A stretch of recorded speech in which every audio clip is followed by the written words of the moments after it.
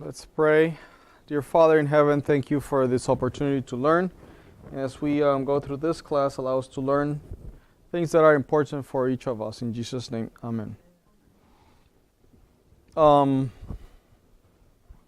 we talked about the most important organ in the body yesterday. And today we're going to talk about the second most important. Because this organ, which is the liver, feeds everything in your brain, in your body. Everything. So if you have a lack of nutrition somewhere, a lack of deficiency, this is where it all starts. And it's part of your digestive system, but it also does way more than just involving digestion. It's involved in almost every process of the body. And I'm just going to show you that it is the biggest organ in the body. It's the heaviest. And it has a ability to regenerate itself. That's how important it is. When you see that God put two, it's because at least He gives you a backup how important these senses are, like your eyesight, your smell, your hearing. These are important senses that you need to be, take care of. Your two hands, your 2 feet. But for the liver, it's just one liver, but it can't regenerate itself. Now it gets to a point where it's just not possible. And we're going to look at some of the functions and why it's important, why we give the importance that we give here. We take a lot of information from a book called Andreas Moritz. You might want to be interested in reading it. It's The Amazing Liver Cleanse. And it's pretty interesting book. So now, the complexity of this organ, of the things that it does, is just incredible. Incredible. It is like a city, actually. Here's a city, and the complexity of these cities, there is a distribution centers of electricity, all these lights. You go to a big city and all these lights are all in sync, from one place to the other, and all that stuff. It's very complicated. How the piping for gas, the piping for water, electricity, garbage collection. Well, as complex as those things are, the liver is as complex too. So we won't even try to say that we know everything that is done there. We're going to focus on some things that are important for us today and things that get damaged. Now I'm going to show a video. And in this video, I want you to pay attention to the things that this liver does. Okay?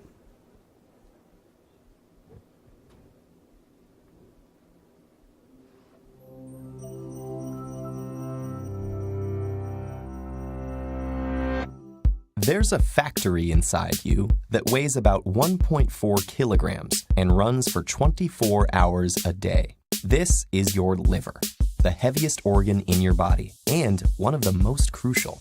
This industrious structure simultaneously acts as a storehouse, a manufacturing hub, and a processing plant. And each of these functions involves so many important subtasks that without the liver, our bodies would simply stop working. One of the liver's main functions is to filter the body's blood, which it receives in regular shipments from 2 sources. The hepatic artery delivers blood from the heart, while the hepatic portal vein brings it from the intestine. This double delivery fills the liver with nutrients that it then sorts, processes, and stores with the help of thousands of tiny internal processing plants known as lobules. Both blood flows also deliver the oxygen that the liver needs to function.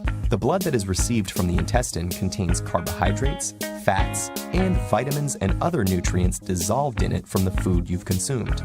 These must be processed in different ways. In the case of carbohydrates, the liver breaks them down and converts them into sugars for the body to use as energy when the filtered blood is sent back out.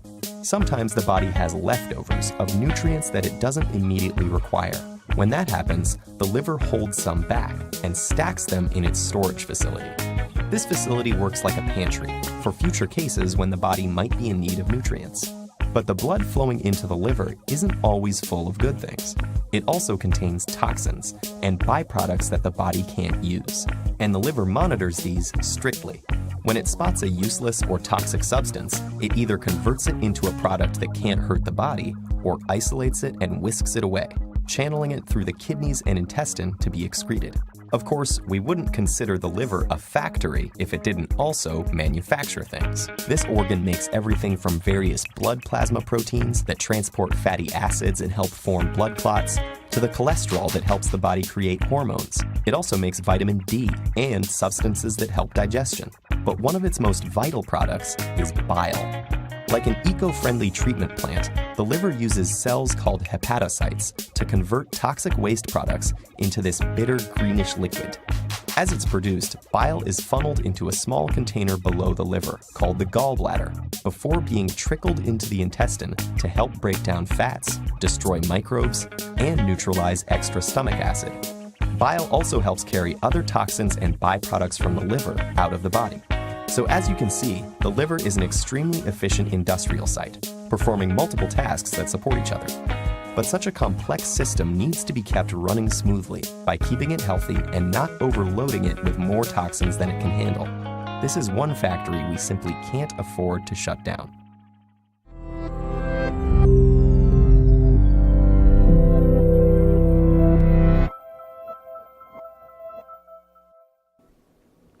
So the functions of the liver are many. We just saw a summary of them.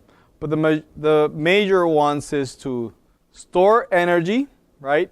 The form of glycogen.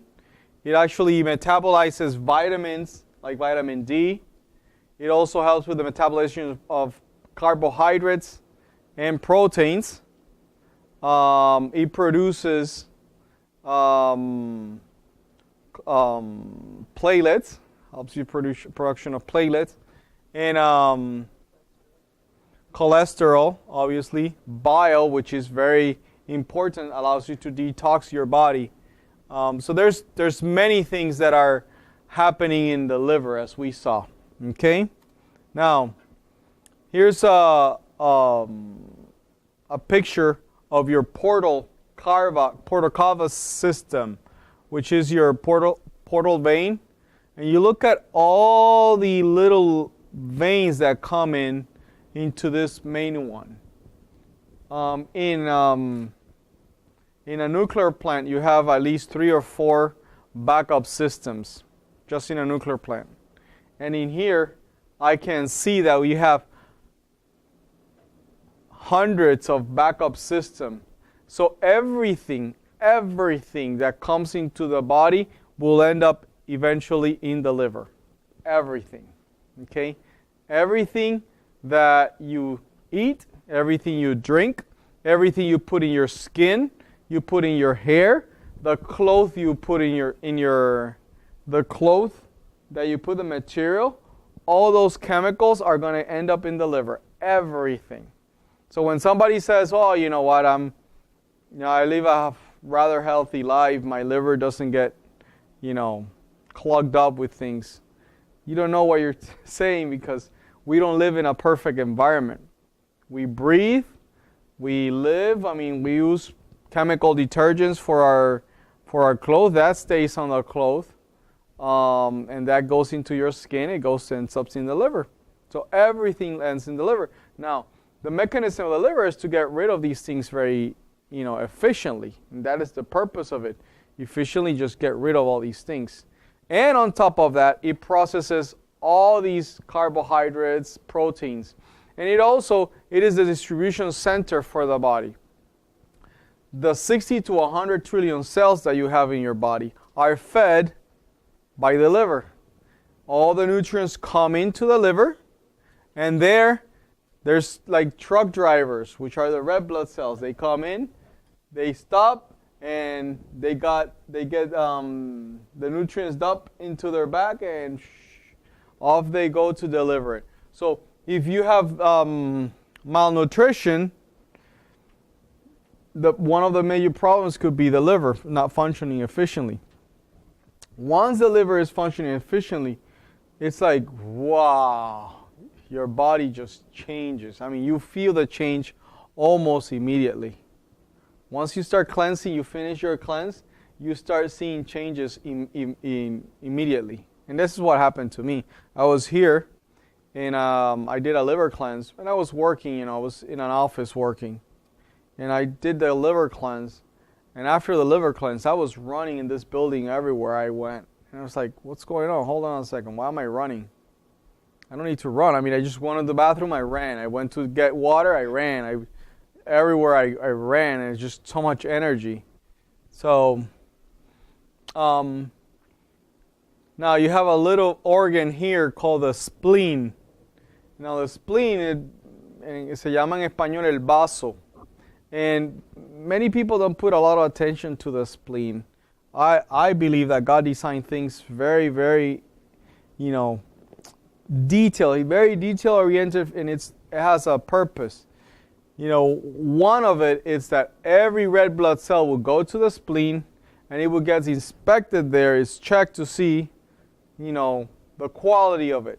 And then it's passed to the liver. So before it goes to the liver, red blood cells goes here. Now,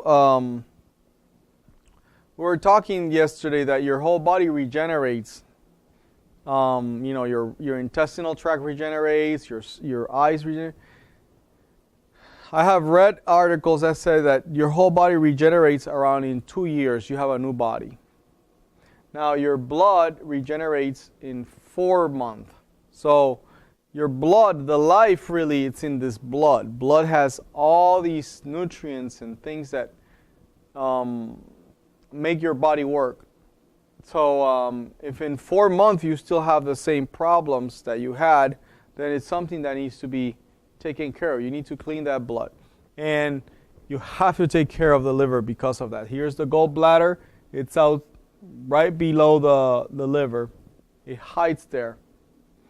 And if you try to take it out, you have to wrap it and hold it because it doesn't want to be taken out as they do these surgeries typically.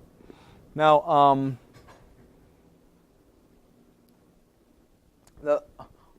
one of the functions of the liver, as I said, is to detox you. Now, have you ever gone to a dentist appointment where you need to be put some anesthesia? Anybody has had put anesthesia?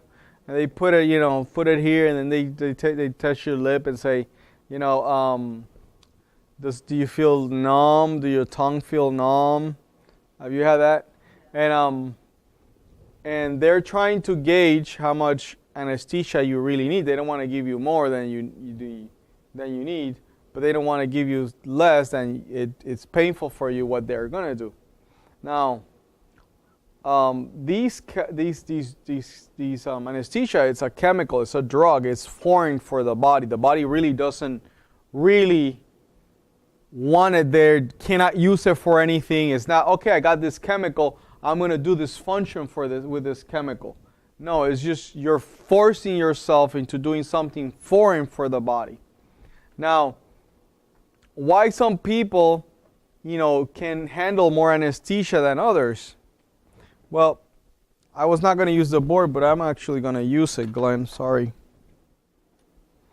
And you have something here, and it goes like this, and you have a ball here. Well, it's not like pinball because you don't have the thing to. Yeah, and the ball goes in, goes like this, and then it goes, it drops. It needs to drop into these things, right? You gotta capture them in these pockets, and they have this is 25, and this is 15, this is 10, and this is 1. They have values there, right? You know the game that I'm talking about? Uh-huh. Anybody seen this game? Well, think about the liver with anesthesia this way. This anesthesia is going to go to the body, and it's going to go to the liver, and the liver is going to try to grab as much as it can from it, right? If it hits it here,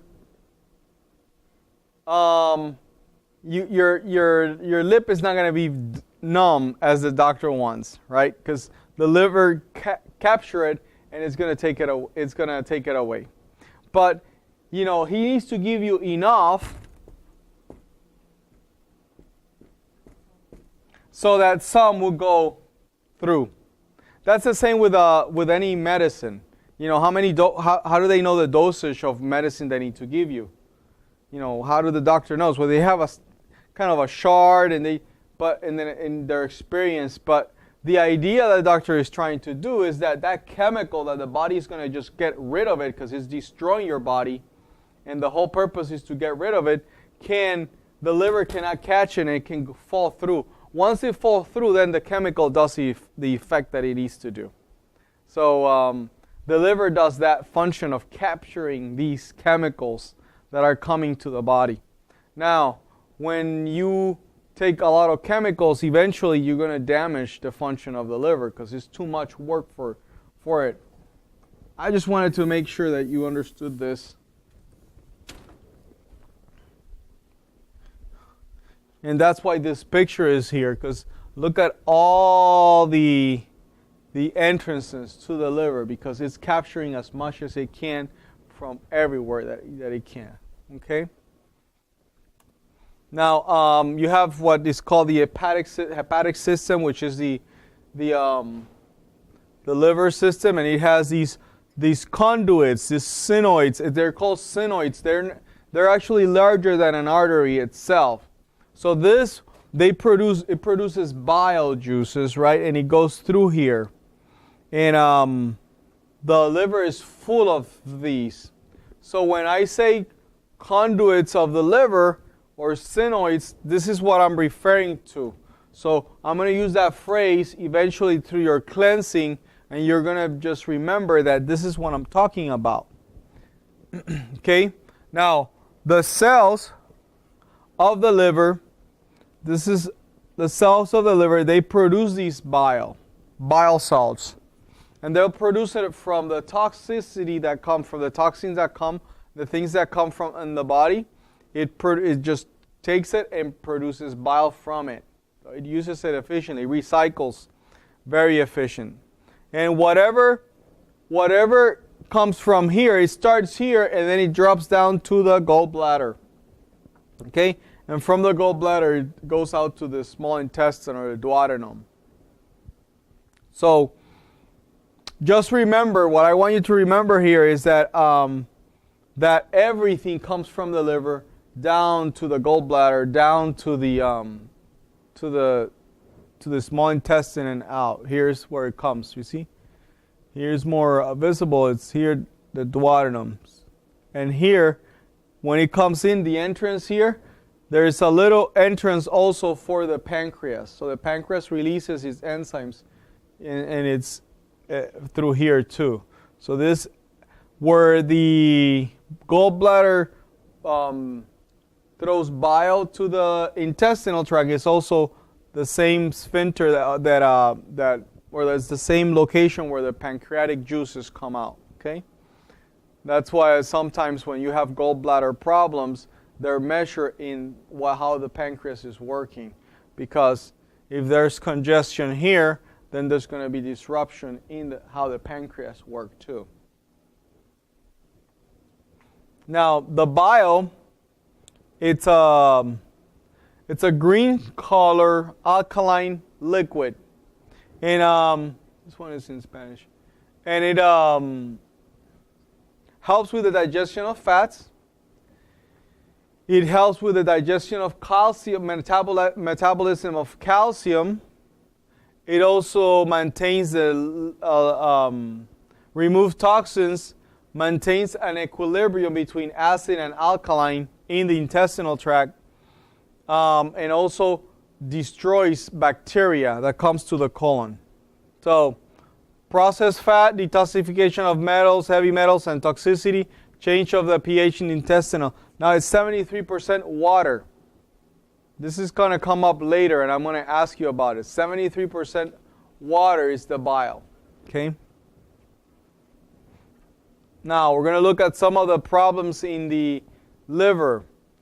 One of the ones that I see the most, it is what we call a fatty liver. This is increasing leaps and bounds. And why? Well, it used to be that people would, when you drink alcohol, alcohol is not metabolized, yes. Alcohol is not metabolized in your body, and the liver needs to get the alcohol. And when it gets the alcohol, it's going to convert it into fat. And it's going to put fat deposits. It's going to put fat deposits in your liver. No matter if it's a little bit of wine, no matter if it's a little bit of beer, whatever it is, it's always going to put deposits in your liver. Eventually, you're going to have problems, because once you have those deposits in your liver, these deposits, I'm going to show you where they come from. They're going to start getting here, and these deposits are going to come all the way through here.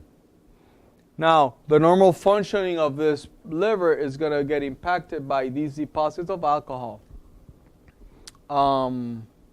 which is terrible because, of fat. It is terrible because, I mean, it does so much damage to your body, but it doesn't do you the damage like today. But it always creeps up whenever you're not expected. And alcohol is something that it's a social event type of thing, and it's very. How does a fatty liver impact the health? Well, imagine if you have all these deposits here, full of fat, and the functions of the liver, which is distribution of nutrients to the body, cannot be sustained, and also you cannot metabolize calcium. You cannot stopping metabolizing vitamin D. Production of vitamin D. Bile production slows down. Detoxification goes down. So you can imagine what is the impact. Almost all diseases. So it's almost more important than the brain. It is. Yeah, it is. It is. I said the second most important because it's really, you damage this.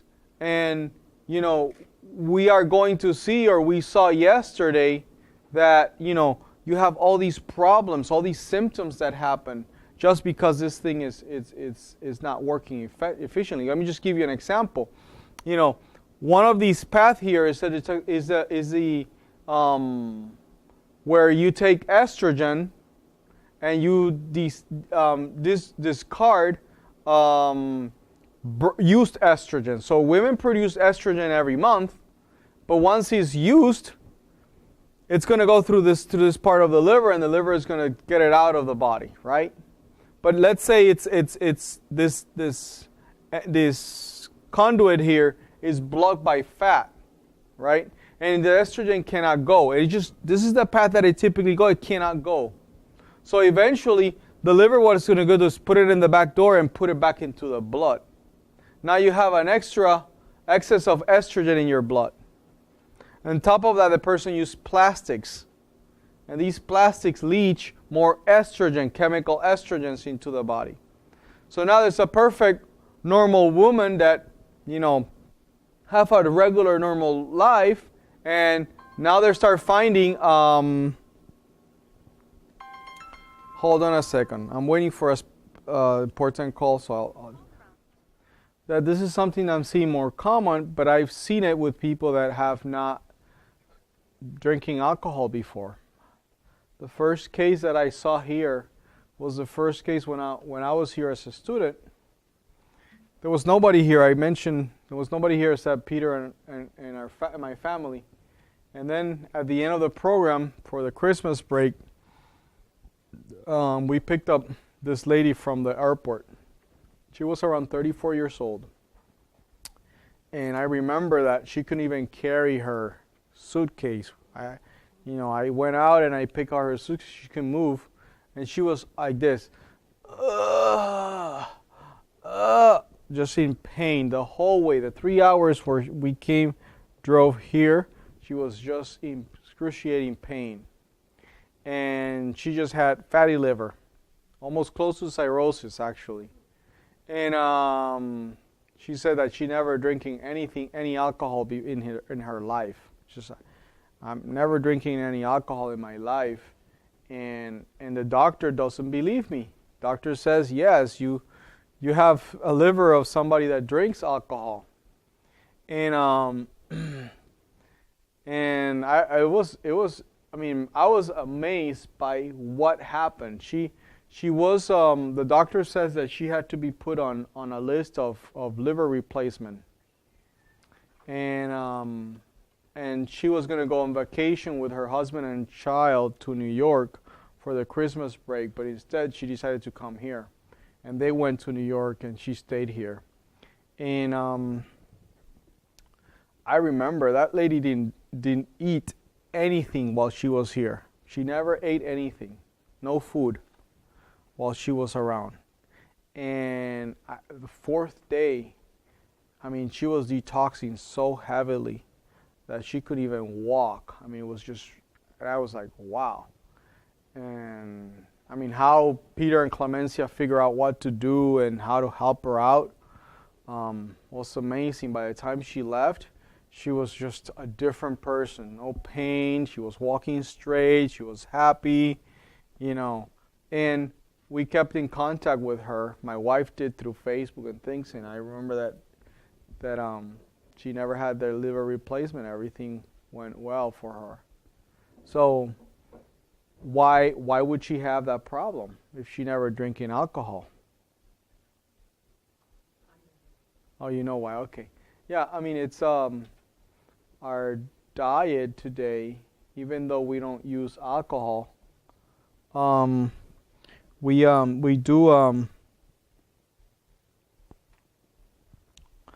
do see that it's just it's floating in our society, and we believe it's fructose, not just high corn fructose syrup, just fructose in itself. Fructose is the sugar of the fruit. It's normal. God created fruit, and actually we should eat a lot of fruits, right? It's actually, it goes well with our body, eating fruit. We like fruit a lot, and it tastes good. Most of them taste really good. And if I would say, suggest to you that if you go to the supermarket and you see a fruit you never seen, buy one of them and just piece it out and try it, taste it. It's really good to do that, because typically the majority of them are good tasting. But the problem is that the concentrations, when it's over 25 grams, I think it's 25 grams of fructose, your body can't really process that. And when it's in bigger quantities, it actually just acts like alcohol. The liver cannot metabolize it, and it converts it into fat. Now, it's now found in all the products as high corn fructose, but fruit juices, fruit juices are full of these things, of fructose. And they're not with their fiber. The good thing with fruit is that it has the fiber, and it's a slow release, and the body can handle a slow release of fructose. But it cannot handle the big release of fructose when you drink orange juice, for example. It is just like drinking, high corn fructose syrup in a way. It has a lot of fructose that your body really cannot metabolize all at once. So these fruit juices, you're taking apple juice here, and think about how we're giving it to you. We're diluting it with water, and you're drinking it throughout the day. So it's 2 cups of fruit juice, but it's very, slow release. We're trying to do the same thing as you eating, 4 or 5 apples in one time with the fiber, but we're just releasing it very slowly. So I will suggest you to go in and drink that juice all at once, because then it just defeats the purpose. It would create fat. It will store as fat in your liver. Now, if I was a businessman and I was immoral, had no moral values, and I didn't care about my consumers, I just care that I need to make some money, and I need money. So I'm going to put a product out there in the market, let's say some cookies, and I want to have customers. I don't want to have people that buy it once in a while to try it because of my marketing campaign. I want people that come back to buy the same product. They just, I want this product. Like, for example, Oreos. Oreos, people come back to buy them. It's just a staple where Oreos, and they think milk, they think Oreo or something, something like that. I want to do something like that.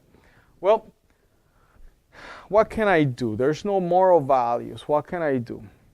You know what? If I put a little bit of fructose in it, hide it somewhere, fructose, I would have a customer. Why?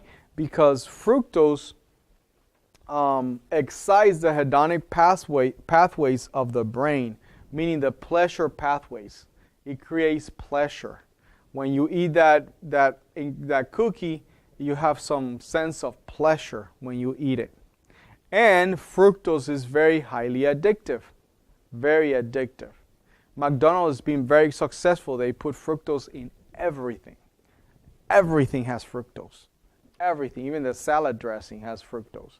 So you are addicted to them because really the products is junk. I mean, somebody that knows how to cook, compares the process, not the output of the taste, but when you're doing the process of cooking food, so this is trash food. This is not real food. And people just go ahead and eat it and eat it and eat it, and they have a business.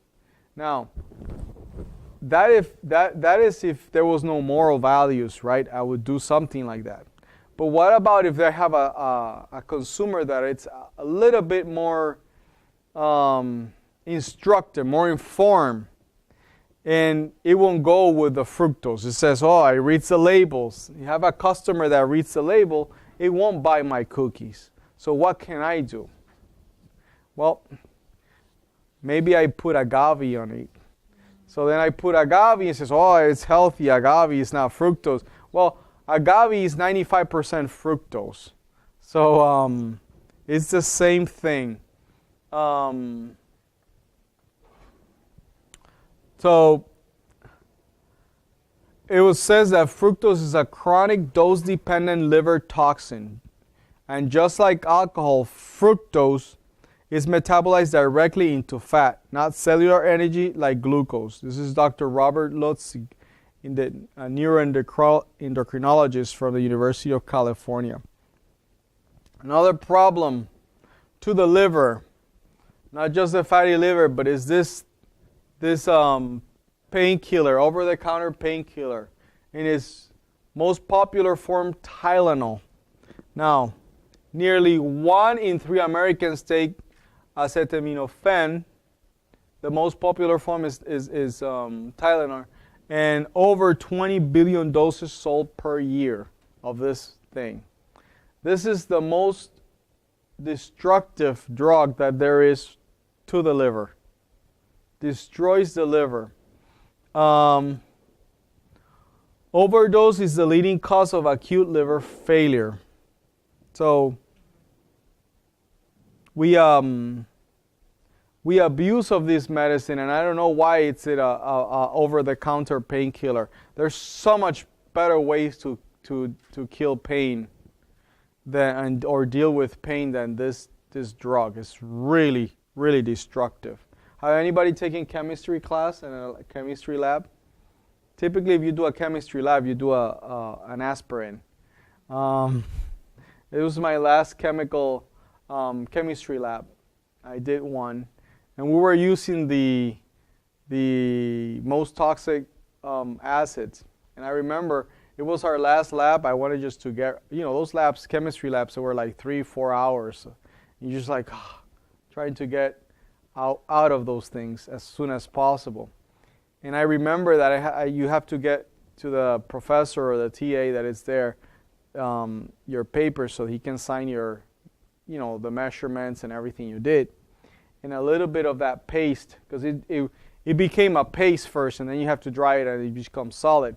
So this paste, a little bit fell into one of my papers, and he said, just clean it before you leave. And I was so rushing, I just didn't clean it. When I needed to hand it that at the end, of the year after the final exam. I needed to hand in all these papers, all these lab papers. This thing had a hole this big, black hole, like somebody put fire on the papers. I don't know how people drink this thing. I have to be very desperate, you know. The psychiatric side effects include dull emotional response, Journal of Psychological Science. Tylenol just once a month, Tylenol raises a child asthma risk for 540%. This is a Journal of Allergy and Immunology. Associated with fatal skin reactions such as toxic epidermal necrosis. Maybe this is the FDA. This is what your skin starts, you know, dying in places. So this is the same thing that's in Tylenol and codeine? Yeah. It's associated with twofold increase in risk of blood cancer. So you take this, the risk of blood cancer increases twofold. This is a Journal of Clinical Oncology. Now, its benefits are said by the Food Administration to outweigh its risk. It still must be asked, is the risk of injury and death really acceptable for an over-the-counter pain reliever? This is a Journal of Hepatology. These are, you know, scientists know these things. I don't know why the medical field is not getting to it. I think there's a lot of money involved in this thing, probably. That's a lot of money with Tylenol. And also they tell you, if you have heart problems, take a Tylenol. Drink water. That's all you need. Should I talk about this slide? Yes, I should mention it. High blood pressure. Typically, if you have high blood pressure, you have a congested liver. So, why would you get high blood pressure? Anybody? You see, remember the body is self-regulating. The body knows exactly what's created, a machine created by God, and He knows exactly what it needs. So for example, when we were doing the exercises today, we're jumping up and down and doing all these things, if I would measure your blood pressure, what do you think it would be?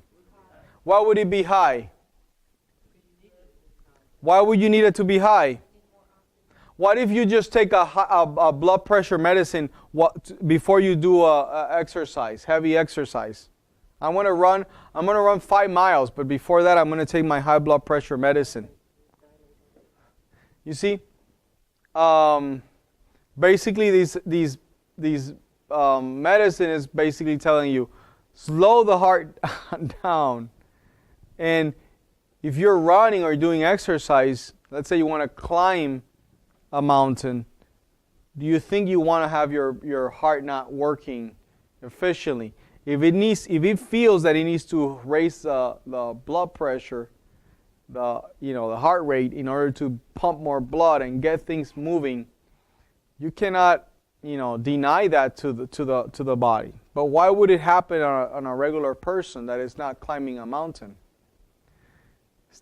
Typically is because the body's trying to adjust itself to something. Maybe it's a chemical stress, maybe it's a physical stress, or maybe it's an emotional stress, and that's why you get high blood pressure. But also, if it's a physical stress, you have parts of your body saying, I'm not getting any nutrients. I'm not getting any nutrients. Give me some oxygen. Give me some nutrients. And it sends the message to the heart, pump, pump, pump. Get me the nutrients. Get me the nutrients. But then I go to the doctor and he sees that and he says, well, you know what? Let me just give you a medicine to lower that blood pressure. And then he gives you the medicine to lower the blood pressure. What's going to happen to the parts of the body that are requesting nutrients? They're not going to get it. You're going to get some other problem. Now, I have no idea why we don't look at the science behind all this, because really, death of high blood pressure are very, very minimal. And this is something that science, you go to the scientific publications and it's not what the doctors are telling you. Doctors are telling you that you die because of high blood pressure conditions. But this is not true. You die because of these pills that you're taking for high blood pressure. They're causing more problem than actually, and even the science journals are telling you that these medications are the ones that cause the problem. Besides the point. When you have your congested liver, you have congestion in your liver is trying to send nutrients out, but it cannot. So the body is requesting nutrients, but it cannot get them, and that's why your body is sometimes raising the blood pressure. So once you do a cleanse, you'll see your blood pressure normalize. Same with diabetes, gout, and I can't go on all these ones, but because of time. But it just, if you look at it, all these things have if you look at the liver is the major cause that these problems are happening, because your liver is toxic. It's full of fat. Now, one of the major things that your liver does is detox. And I always just want to put you a rule here that it's very important that you understand, especially number one, if you don't have a gallbladder, you have to live by this, okay? If you don't have a gallbladder. Your body detoxes every night at 9 p.m. if you allow it. At 9 at night, it's going to start cleaning. It's going to start cleaning house. The reason it would not start is because you have food in your stomach or in your digestive system. If you have food in the digestive system, the liver still needs to work and gives priority to digestion. Okay? So if it gives priority to digestion, it's not going to do the cleansing that it needs. And it will clean your whole blood overnight. And it will take from 9 to 4 a.m. in the morning. Okay? Almost 7 hours, 6 to 7 hours. It is a circadian clock rhythm that it has. Now, after 1 hour of doing that, it would rest. The liver would rest from that. And what it's doing there is switching the chemical, it is switching from detoxing to producing or preparing for digestion. It starts producing bile. So it starts producing bile for your body, getting everything ready, prep for digestion. Then the best time to ingest food is from 5 to 9 in the morning, because it's when it's most ready to start the ingestion of food. The liver is ready, everything is ready for that. Now, if I eat late at night, or I eat late, it would cut the time that this happens. Now, I didn't put something here where it says that at 3 p.m., the liver stops the production of bile. At 3 p.m. It's not going to produce any bile. That's why I say if you have you don't have a gallbladder, you should not even eat after 3, because it's going to cause a lot of trouble to you. Here, I had many people that have shift, and it's possible for them to do a better. I mean, once you sleeping at night, you're basically have chosen to die early. You make that decision. I want to die early, because basically your body it's not built for that. Okay, so you made the decision. Okay, I want to die earlier. Then the shift workers, nurses, they are sicker people than anybody else, and doctors, nurses, firefighters, all these people, factory workers that work at night hours, they all die earlier. That's a fact of life. So you have to make that decision. You say, I'm just going to die earlier. But that's okay. I mean, everybody has to make that decision. Second of all, then you have to say, okay, if I'm going to die early, how early can I extend my life? Then you have to step back and say, can I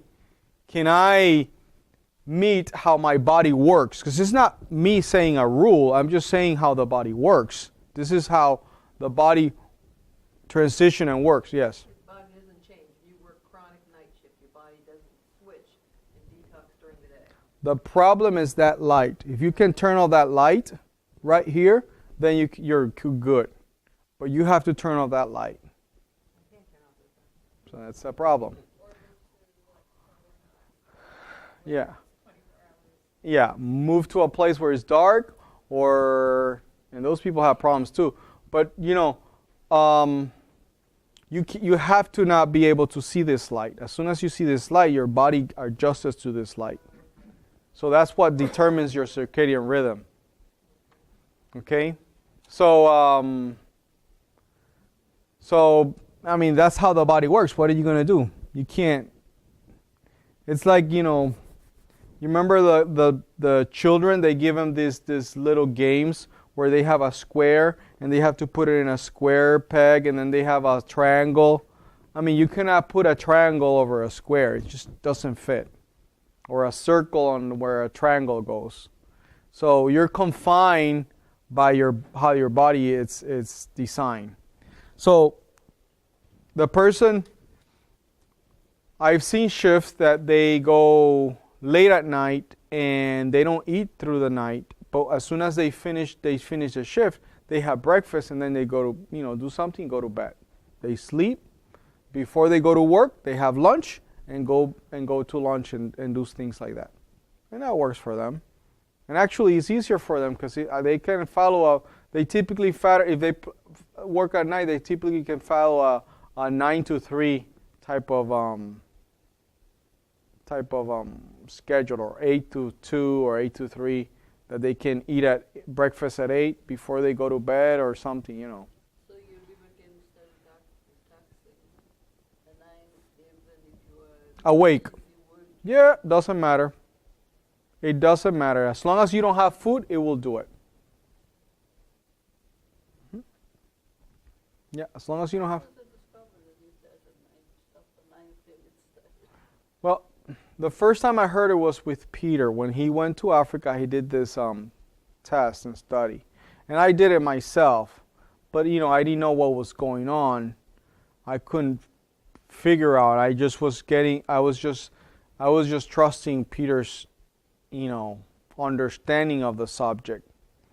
Well, then I started looking and digging, and then there has been a lot of research done in Harvard University about people with cirrhosis and liver problems, and they have found out the rhythm is exactly how I was seeing it, how Peter was seeing it, and how it just verified that that's what it was happening. And I was okay. That's enough proof to me, because I have been testing it. For example, my pH is around 7.5, and around 8:30 or 9, it changes to 7. And at 10 is 7, and at 11 is 7, and at 3, if I wake up and measure it, it's 7 or even less. Then after my second P at 4, it goes back to 7.5. So I was like, whoa, that's interesting. Why is this happening? What's going on here? What process is causing this to happen? So that's what got me curious, and it kind of verified what Peter was thinking. And then it was verified by these studies done. I have the studies if anybody wants to see them. Okay. Any more questions before we go? We're going to now talk about the liver cleanse. So now we have foundation of the liver. We're going to talk about liver cleanse. Okay. People believe that gallstones, they're in the gallbladder, but that's far from the truth. Gallstones start on the liver. Remember these conduits that I told you? That's where they start. Sometimes people are expecting gallstones here, and they might not have them here initially, but they're all here. And this deposit starts as soon as you're not taking care of yourself. So it could be starting from, when you're 10 years old, okay? Well, let me say, my daughters have throw big stones, So they're young and they still have stones, gallstones. So, yeah. With the last month I did a cleanse, and I think I put the pictures there so people believe, because I still haven't frozen. I froze them, and they're in the freezer somewhere, a plastic bag, and I can't show them to you. They're like this big, and it was last month, and I've been living here, you know. We all have gallstones. It doesn't matter. You're still passing stones that have been there for a long time, or are you still? Well, I mean, we've done many cleanses. I produce them. I don't have a perfect lifestyle. I mean, to have a perfect lifestyle, you have to go up there into the mountains, drink the water from the mountain, you know, have a very peaceful life, you know, go to bed early, you know. So many things that are impossible. Yeah, I would suggest twice a year just to maintain. But if you're sick, you should do it even more. Okay, so these gallstones are in your liver, and what happens is you see this one here, it's not gonna come out in this cleanse. Okay, what's gonna come out in this cleanse are these ones here. These ones here are gonna stay there for a long time, so they're gonna start moving up. So that's why you have to do this again, so they can start continue. So you cleanse this thing, and then there's nothing coming out. Well, wait, because you wait 2 more weeks and do it again, you see a lot of them coming out. Okay? Now, common causes of gallstones. Now, if you have any of these causes, you would see overeating. When I say overeating, I'm referring to eating, snacking. Okay? You see, you produce 1 to 1.5 quarts of bile per day. Okay? 1 to 1.5. Let me show you. What's a quart? This is a quart, right? Quart jar. So you produce this to 1.5. That's normal. Now, what we're seeing is that people are producing a cup. That is this amount per day. So now you're trying to metabolize fats. You're going to start having hormone problems, right?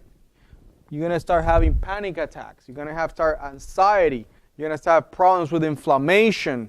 You're going to start problems with all these things, hormonal problems with your cycle, very heavy cycles, or this or the other. I mean, these things, lack of testosterone, these things are caused because you're not metabolizing the fats, because you're not producing enough bile. So you're eating fats and you're not being able to metabolize those fats. You know, you're having problems in the gut. Well, you know, the gut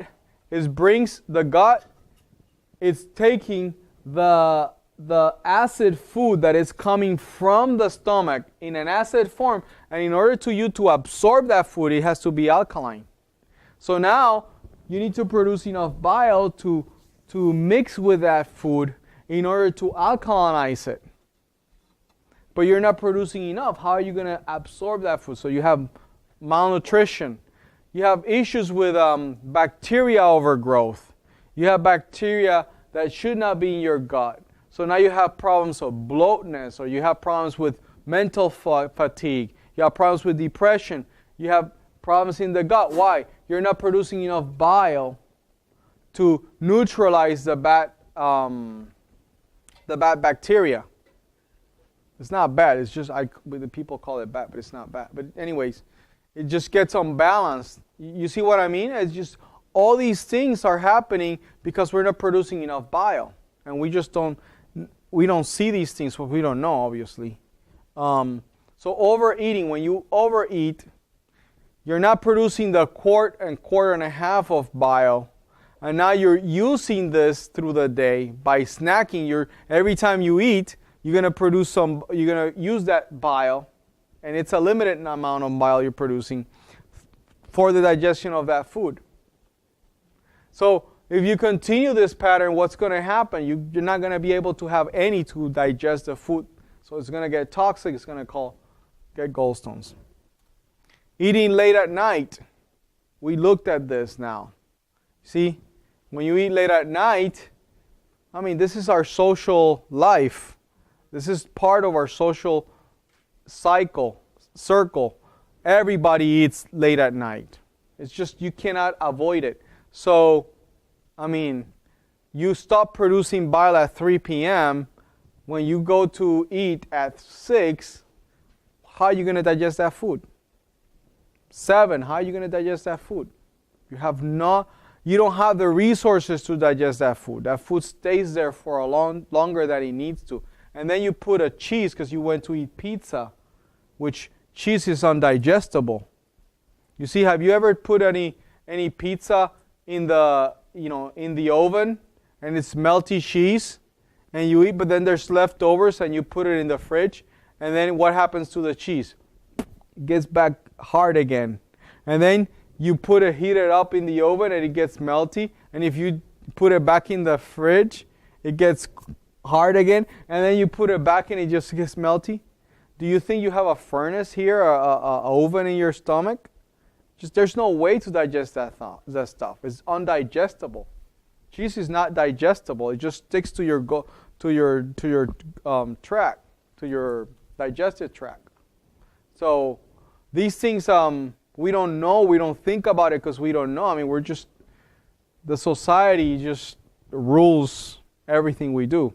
So then eating late at night, how are you going to be able to digest this cheese from pizza?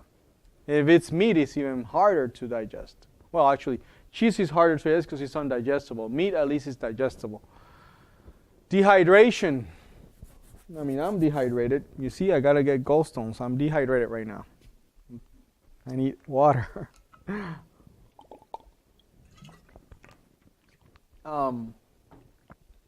73% of bile juice is water. So if you dehydrate it, that's very thick. It's going to fall gallstones. Low-fat diets, low-fat this, low-fat that, low-fat the other, you don't activate your gallbladder. So this causes problems too, low-fat diets. Drugs. We talk about how the liver is trying to detox all these drugs. Yes. Low-fat diets is this zero-fat everything. You know, when you eat all these processed food, all these processed food, what they have to do is they lower the fat content, but the food is not tasty, and it's hard. It's just, so what they do, they put sugar in it to change it a little bit, to make it tasty. All these chemicals you drink. You drink a pill, you drink this, your liver cannot sustain it for too long. Okay? So this will cause gallstones. Late night TV, late night, videos and things like that will cause it too. It is research that you have at night, mostly, especially if it's dark, your brain cannot decipher that what you're watching is not real. So it causes stress, and the stress causes gallstones. Now, common causes of gallstones also emotional stress. You know, you have stressful circumstances. You're overloaded, distress. You have these conditions, then you're going to have gallstones. Symptoms. How do you know you have them? You have mood changes, mood swings. Back problems, lower back problems. My lower back hurts. That's a sign you have gallstones. If you want to, it's already 12:30. 12:45. So I just don't want to. But if you want to know why I'm saying these things, come to me. I'll explain all the details on this. why this is happening, how it works with the liver and everything. Pain, stomach pain. Oh, I just have this pain here in my stomach all the time. That's a cause of gallstones too. You have gallstones. Lack of appetite. You don't want to eat. Just chronic tiredness. You're always tired, like sleepy and tired everywhere you go. Bruises that happen. Start getting bruises in your skin and you don't know why. You didn't hit yourself, nothing happened. All of a sudden you have these bruises. That's a gallstone symptom. Bloatiness. You feel bloated. You eat and you feel bloated. So, for example, just to give you an example, if you cannot digest the food because you're not producing enough bile, it's going to sit there, right? And it's just going to get you bloated. Constipation. Constipation is also a sign of gallstones. Puffy eyes. It's another sign. Wake up at 3 in the morning. 2 to 3 in the morning. Remember I talked about the adrenals? Well, if you fix your liver, you could probably get better sleep too. Now, what I'm going to talk about, and I'm going to explain I'm going to explain how you do it today. So it's going to be an interactive class that we'll see a demonstration of how to do the liver cleanse. Just pay attention that you have to do this knowing how to do it. Not because you did it here, you should go ahead and think that you could tell anybody to do it without they following the proper steps. Here's why. You see, you talk to a doctor about these gallstones and you could get rid of them, they'll think you're crazy, okay? Because this duct here is very small, first of all. And here, this is your pancreas here. You see this duct here? If a gallstone stays there, you're going to get a pancreatitis, where just basically your inflammation of the pancreas. And what do you do for that in the hospital? They take out your gallbladder. No, if you have pancreatitis. What's it called? Pancreatitis, inflammation in the pancreas. How do you deal with that in the hospital? What do you give them? Antibiotics. That's it. There's nothing you could do. They just maintain you in the hospital there without being able to do anything because there's nothing you could do. You got to wait it out until it gets. But the pain, people have described it as the worst pain that they can feel. It's just excruciating pain. So you don't want to do this without preparation, okay? And knowing preparation. When I tell people on the phone to do it, I say, I put a disclaimer out there. If you don't follow the steps, that's your fault. Because I have had people that have not followed the steps, and this is the picture they send me later on. The gallbladder taken out. Says this is what they found. And I say, yes, because you didn't prepare for this thing. They think that, just drink this, just drink that, and just drink the other, and that's it. If you don't prepare for this is not something that... Now, it is serious. Now, I'm not going to take chances. I'm not that stupid to take chances with people that are coming here. When you come here, that's why you're fasting. That's why you're doing all these things. You don't probably need to fast as you're fasting. Maybe I'm going to tell you later on, you could do this in your lifetime without, the rigorous treatment here. But I'm not going to take a chance with you, or you're going to take a chance with, me. So I'm going to make sure that you follow because, it is 100% success if you follow the steps, but if you don't, it's a big problem. I had a lady here that she wanted bread, and we happened to do the bread class before time. We did it whenever I could fit it in the schedule, and she did her bread, and she had to do the cleanse the next couple days. And she wanted her bread. She wanted to have a slice of that bread that she did. And, somebody saw her eating bread and said, you're going to do the cleanse right after. You're not going to be able to. It's too risky for us to continue, because people just don't follow instructions even here. Imagine if you tell somebody that you can help somewhere else. Just, people don't follow instructions. Once you clean this once you. Hmm? Well, she said she didn't eat the bread. Yeah. How does you feel? Hmm? How did she feel? What happened to cleanse? I postpone it. So it's, even though you're telling me the truth, I'm gonna postpone it. Yeah, I don't want to risk any.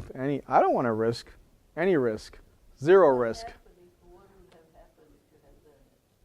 Well, see, you need bile for digestion, right? So you start eating, you're going to use that bile that is going to be the one that is going to push those gallstones out. See, it's very risky. So you want a full So bile. you want as much bile as possible, because if you have not enough, things could get stuck where you don't want them to get stuck, okay? So, for example, somebody like Pat that has, a job that it's just very demanding job, and I would say she should probably do it frequently. I would say, do it early in the morning when before you go to work, and then just eat a salad afterwards. You could do that. You use all the bile you needed, then you just, deal with a salad or just mix it up, do a smoothie or something. Okay. Once you open these ducts, you see this is a liver duct, and this is a gallstone there. Once these open up, all the nutrients that are going to start flowing into the body. It's just amazing. You're going to start nourishing 60 to 100 trillion cells that are just lack of nutrients. Okay? Now, things are going to start, you're going to get more oxygen. You're going to get sufficient nutrients. Eliminate effectively metabolic waste, which is what we were talking yesterday. The nervous system is going to communicate. You see, I've seen people that have suffered depression, and after they start doing these cleanses, their body feels 100% normal again. They're just the happiest person alive. And it's just because, their nervous system wasn't working well because it was not nourished.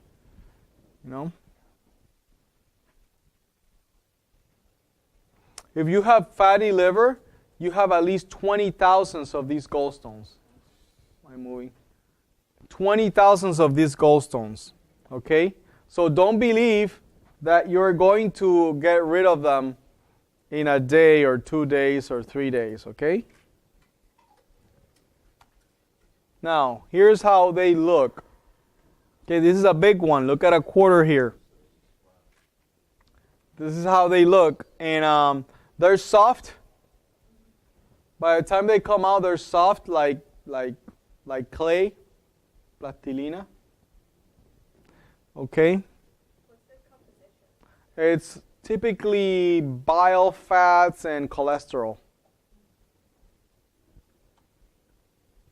So they're soft,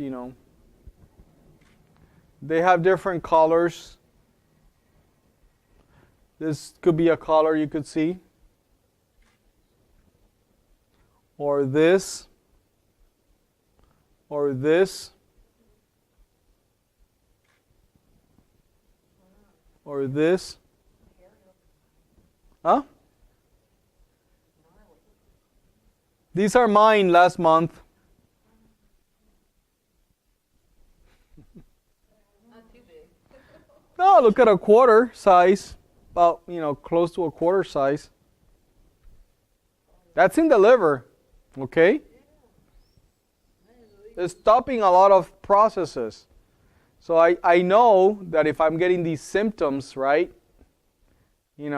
Waking up at a certain time every day, or constipated or bloated, or mood swings, or, tired, or whatever, back pain. I know what's going on. I need a cleanse. And if I do 2 a year, but if it's, I have to do it earlier, I have to do it earlier to feel good again. It could be this. Look at this guy. It's just tons of them. Now these ones here, they're in black and white, the thing, but these ones here had like different like white spots in them. Typically it's parasites.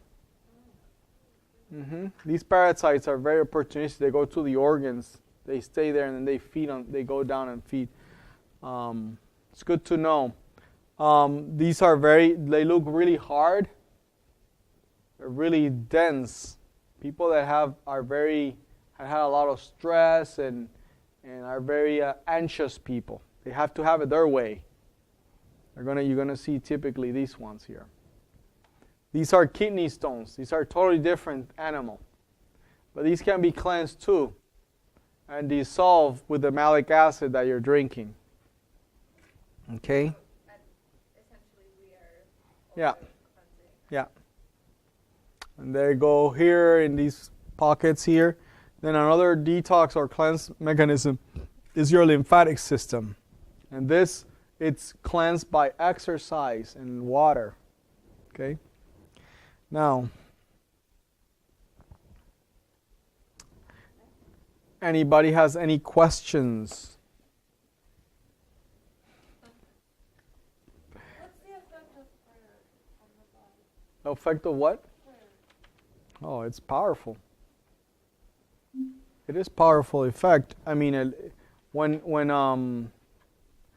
you're in control, you're in stress because you can't manage everything. But when you release control, then things change for you.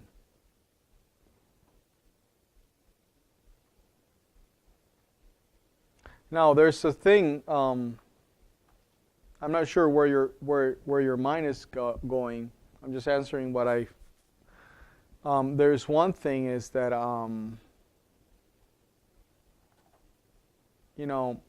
God created the body, and it has laws that control the behavior, how the body works. For example, it controls the body it designed the body that it needs water. Now, you could pray all you want, but if you're not following the designs of the body, you're not going to get any benefits from prayer. Okay? If you're eating late, if you're doing all the things that are against the design of the body, then prayer doesn't have any. Because it's I'm a father, and I tell my children, I want you to do this, and they always going to try to circumvent that because they really don't want to do it. Well, once I said, this is what it is, and I think I'm not arbitrary when I say it. I'm not saying it because it comes, I just want you to be my robots or my slaves in order to do this. I think there's a benefit for you to do it, and I'm loving you in that way. So if you don't follow that, you cannot circumvent that coming some other way to me in order to gain what you want. Okay, so my belief is that as long as you follow what it's already designed, then prayer is very powerful. It all depends on the person. If you follow the program how we're doing it now, I expect you to see stones tomorrow. Okay? Probably by 4 or 5 tomorrow, you'll be seeing stones. Okay? No, it is not painful at all. It is not painful at all. These things are soft and they're coming like poop. Now, there's no poop because you're already clean and you're not eating. And you'll see them floating. Typically, what things that go down are things that have been there for a while. They're very dense. Things that float are recent things. So since you're cleansing and you're going to just get everything out. Typically, maybe you could get some stuff floating from the day before that you ate with your gallstones, but you'll notice them. What you need to do is take pictures so I can see them. People, it's like, oh, I don't want to take pictures and show you my poop. I mean, you look at my phone and my text. There's people that live here. I'm the poop master. I can identify poop now. Imagine that. God, why do you call me for this? But not, and, I know, yes. Has anybody ever done this one without doing test the stones?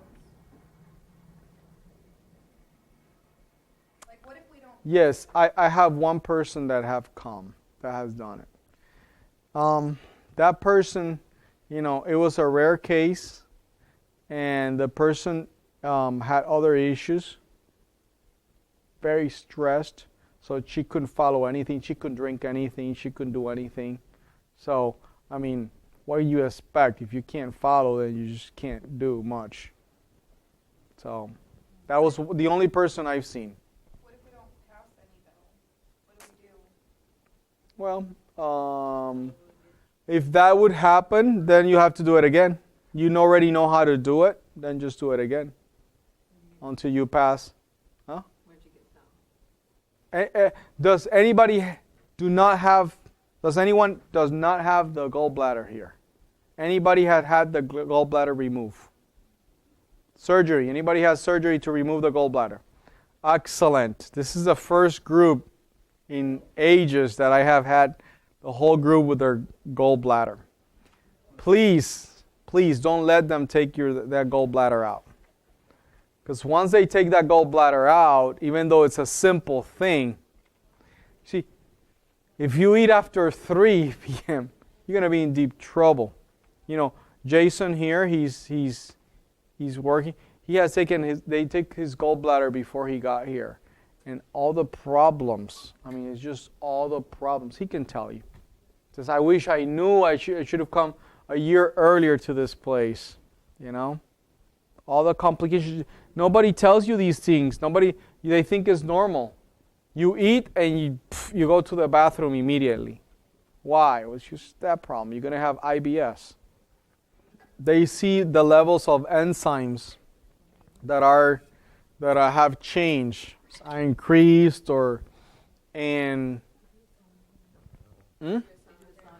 do a sonogram. They can see gallstones in the gallbladder too. They cannot see it in the liver. That's the problem. That's why they don't believe in this. But the ones we're eliminated are from the liver. Yes. They don't see in the liver because the liver is too dense and there's a lot of fat. So you have a lot of fat, so how do you determine? The stones that are in the gallbladder, will we ever pass this? Yes. That's the first thing that go.